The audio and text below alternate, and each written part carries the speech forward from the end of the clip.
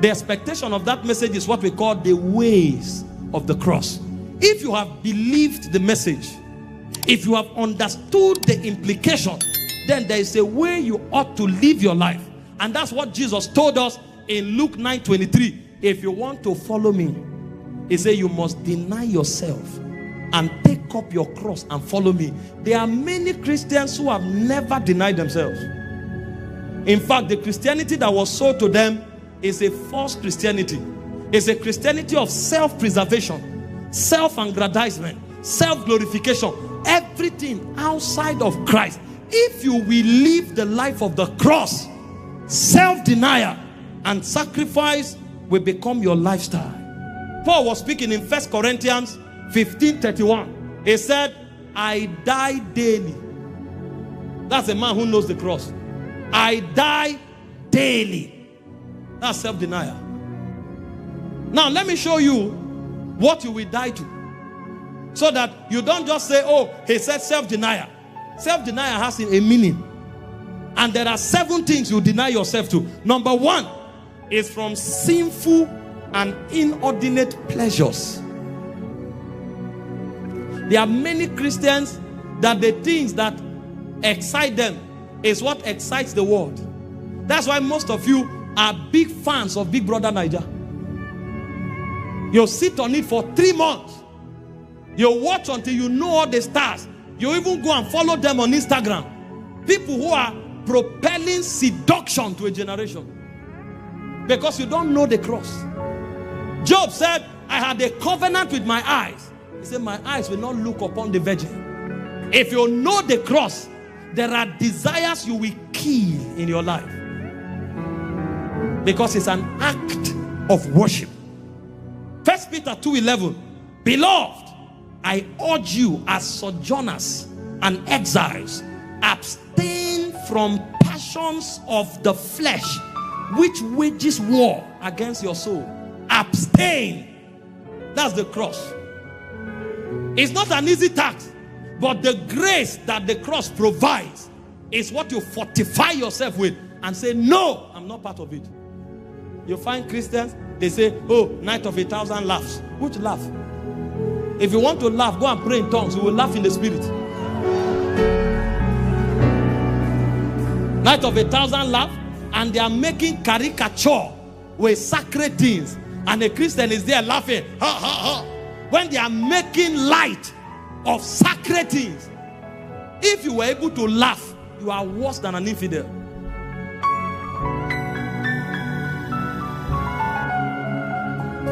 I'm telling you why our Christianity has no more power and authority in the demonic realm. We are talking, but Satan knows where to cripple us.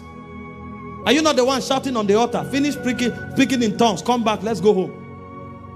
You are on pornography season 5. And you come to the altar.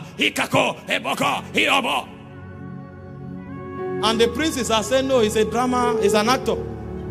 He acts in church. That's his script he's playing. When you are done, they meet you where it matters. And like I told you, why some of us are casting our crowns before the King of Kings, others are casting their crowns before harlots. Because we were not taught the cross, we will not war against flesh. The Bible said in Colossians 5:16, it said the spirit is against the flesh and the flesh is against the spirit. In 1 Corinthians 9:27, Paul said, I beat my body.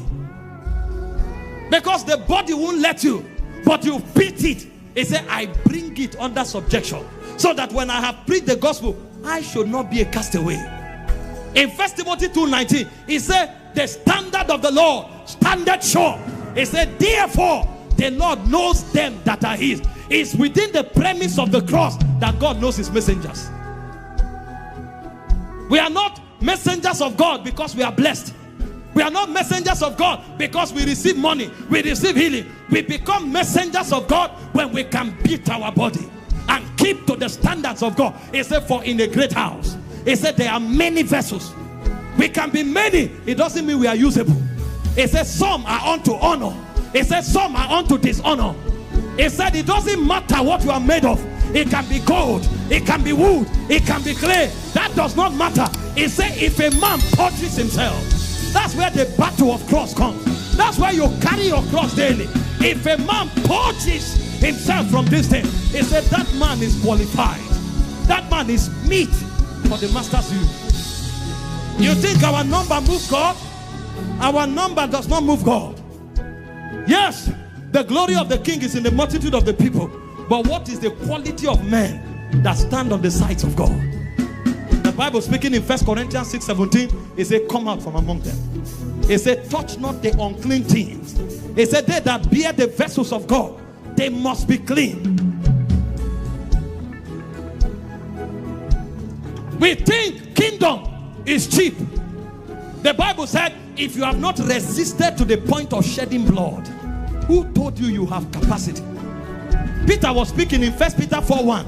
He said, if you have suffered in the flesh, he said you have ceased from sinning. There are men who through the cross have stopped the appetites of sin. He said, arm yourself with this mind. The same way Christ suffered in the flesh. He said, who? Him that have suffered in the flesh. I know it looks like if you don't watch that pornography, you will die there.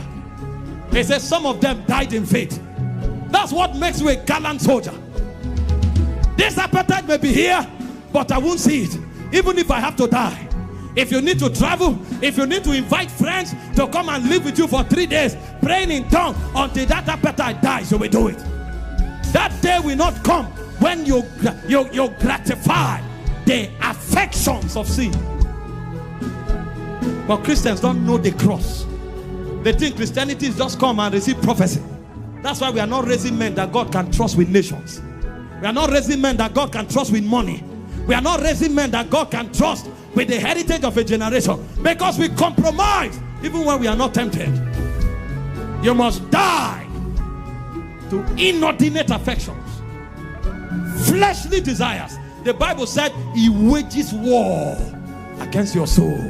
That's why some of you are prophets who never manifest, apostles never manifest, leaders never manifest, because the powers of your soul have been shut down by fleshly desire. 5 hours every day, pornography, masturbation, immorality. Every 1 month you are confessing you are a child. And he said, so long as you are a child, he said, you are not different from a servant. He said, so God places you under tutors and governors until the time appointed of the Father. But for those who have become sons, God is giving nations to them. Nations. When God distributes nations, make sure you are there. When God distributes mantles, make sure you are there.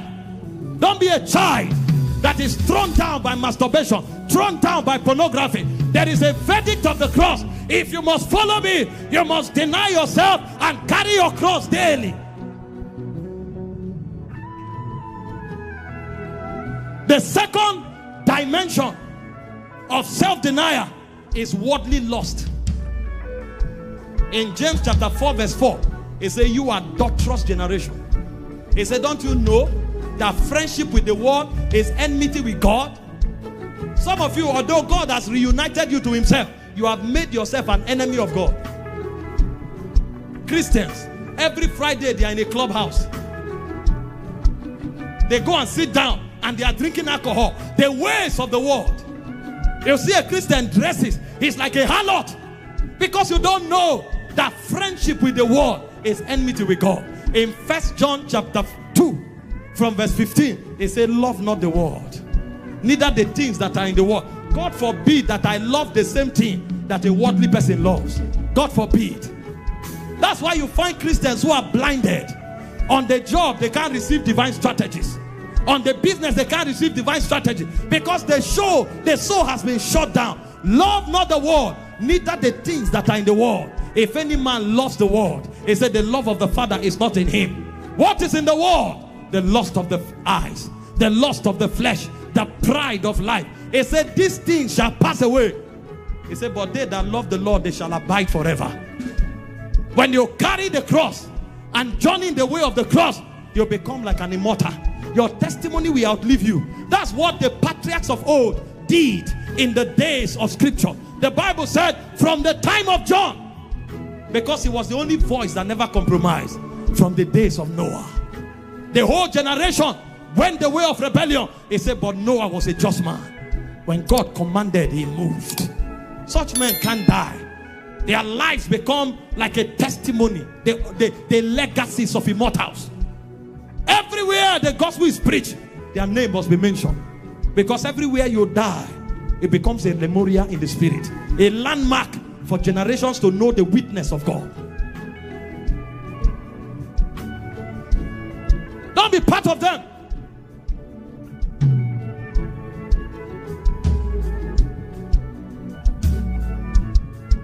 There are some Christians here. If something is happening in the world, they will leave church and go there. They will violate their prayer time and go there. This match they are playing today now, some Christians will never pray or come to church because of the match. It's not a sin, but it's love for this world. It's the lust of the eyes. The lust. The cross must circumcise your eyes, circumcise your flesh, if you will stand among the warriors of heaven. The third area of self-denial is in pride and the pride of life. Pride is an exaggerated estimation of yourself. Why pride of life is glorying in things, the act of glorying in things. Paul said, I glory in nothing save the cross of Jesus. There are many Christians today, they have an exaggerated estimation of themselves. They don't say what God says they are. They say what they think they are. And there are other Christians today, their life's value anchor on what they have. So because he has a car, he thinks he's an important person. Because he has a job, he's working with the government, he thinks it's important. Shame on you. We stand on things that are eternal. It's not my position in government that gives me a place with God. It's not the car I drive that gives me a place in God. It's not the money in my account. What is my glory? Christ in me is the hope of glory. If you are in that position where any little thing you have boosts your pride, you don't know the cross. Let nothing change your attitude except the knowledge of Jesus Christ. If money changes your attitude, if position changes your attitude, if men change your attitude, you don't know the cross. There are some people who are so useless that if they stand with a man and snap, they feel they have arrived. Some people they have no value, that if they travel to certain nations and come back, they think they have arrived. What a shame. When men are encountering God every day, when men are going to heaven and coming back, you go to London, you come back, you think you have arrived. What a life of vanity. Pride. That thing that makes you behave like a peacock will deny you your rank with God. Thank God for what he blesses us with. Human connection, money, resources, positions. But we will never anchor our values on those things. Because if we can do all things, it is through Christ that is in us. That's the source of our confidence. You must die to things so that pride and pride of life is uprooted. Number 4 thing you will die to is love of money. 1 Timothy 6:10, it said the love of money is the root of all evil. Some people will kill for money. Do you know that some people take human life because of 10,000 naira? Human life. 10,000 is not up to $1. They kill for it. Money. Some people have become adulterers and fornicators because of 20,000 naira. The love of money is the root of all evil. If you don't die to money, you don't know the cross. You must come to a point where money is an errant resource in your hand. You need money, but you don't love money. There are many things that is advanced through money. So you need money to run those errands. But if money will make you compromise, God forbid. Did you not read your Bible? The only thing God was equated with was mammon. To show you how powerful that thing has enslaved men. Money. This is why pastors are lying every day, trying to make friends with governors and senators, and they can't tell them the truth.